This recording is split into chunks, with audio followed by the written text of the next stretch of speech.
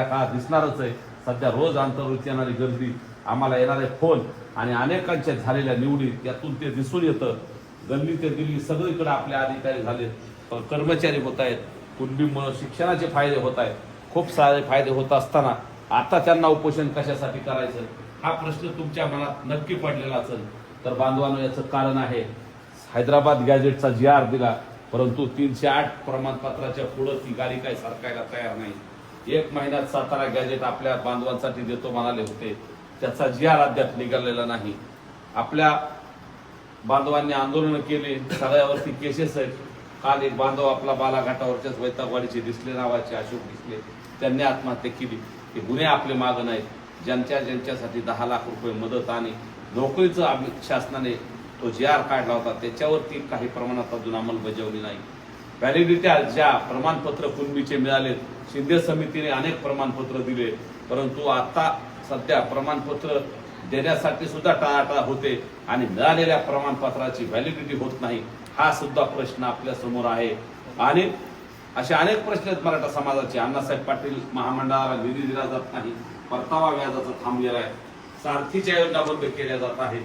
हे सगळं झाल्यानंतर एक आंदोलन म्हणून तुमच्या आमच्या जागी मनोज दादा असते किंवा मनोज दादा जागी तुम्ही आम्ही असतो तरी त्यांनी आंदोलनाचाच मार्ग स्वीकारला असता।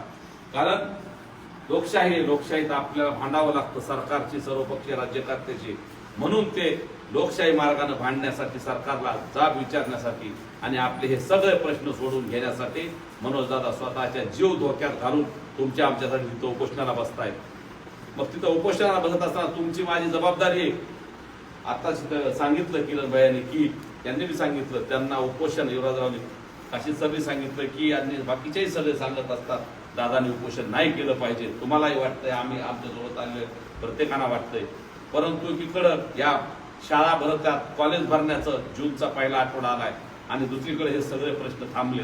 या पार्श्वभूमीवर त्यांनी स्वतःच्या जीवाची पर्वा न करता तुमच्या माझ्या मुलाबाळाच्या भवितव्याच्या प्रश्नाला प्राधान्य दिलंय। म्हणून बांधवानं तुम्हा आम्हाला त्यांच्या पाठीमागे उभा राहावं लागणार आहे।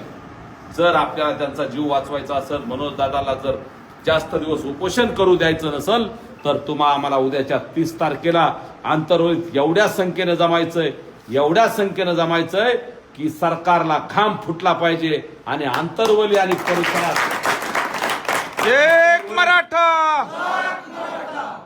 आंतरवली आणि परिसरातल्या 20 किलोमीटर कुठंही रांग लागली पाहिजे आणि पाय ठेवायला सुद्धा ते 20 किलोमीटरच्या परिसरात जागा राहिली नाही पाहिजे। एवढ्या ताकदीनं तुम्हा आम्हाला तिथं जायचंय।